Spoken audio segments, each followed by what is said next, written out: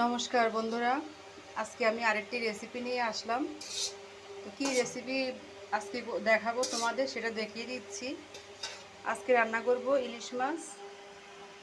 ইলিশ মাছ ভেজে নিয়েছি আর কড়াইতে এখন তেল দিয়ে দিয়েছি।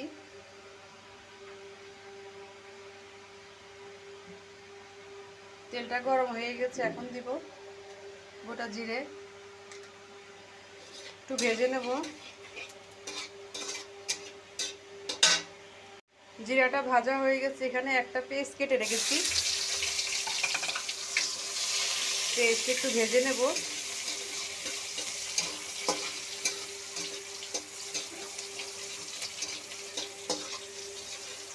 পেস্টটা ভেজে নিয়েছি। আমি এখানে বাটিতে হলুদের গুঁড়ো, জিরার গুঁড়ো আর ধনের গুঁড়ো, মরিচের গুঁড়ো আমি একটু জল দিয়ে গুলে রেখেছি 5 মিনিটের মতো। তা এখন দিয়ে দেব।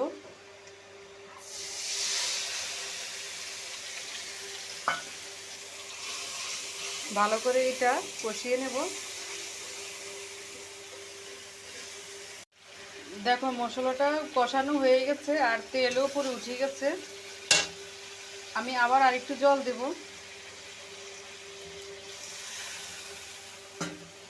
আবার কষিয়ে নেব মশলাটা, কারণ মশলাটা যত কষাবে তরকারিটাও তত ভালো হবে।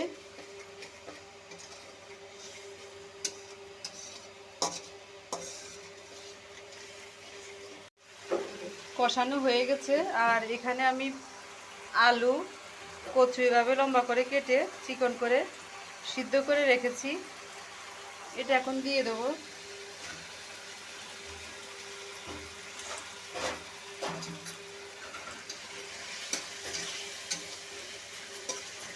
ভালো করে কষিয়ে নেব।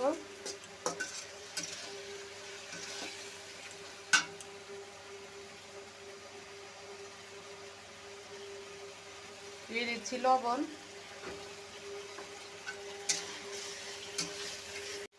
আলু কচুটা আমার ভালো করে ভেজে নিয়েছি আর কষিয়ে নিয়েছি ভালো মতো মশলার সাথে। এখন জল দিয়ে দেব। জলটা বেশি লাগবে না, কারণ এগুলো সিদ্ধ করে নিয়েছি।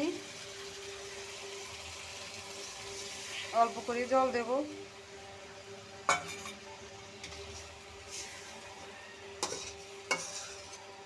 একদম তাড়াতাড়ি হয়ে যাবে।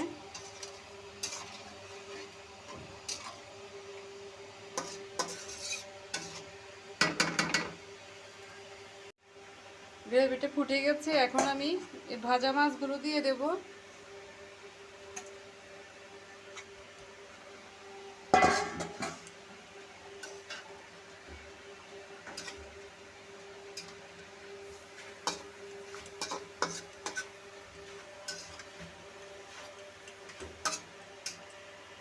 একটু ঢেকে দেব।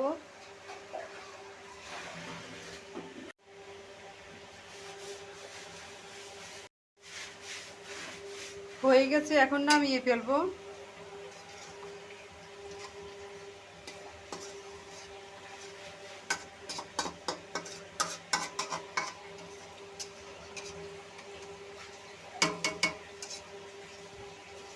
এই রেসিপিটা দেখে তোমাদের যদি ভালো লাগে তাহলে লাইক, কমেন্ট, সাবস্ক্রাইব করো। আর যারা ফেসবুক থেকে দেখবে তারা লাইক, কমেন্ট, ফলো করে দিও।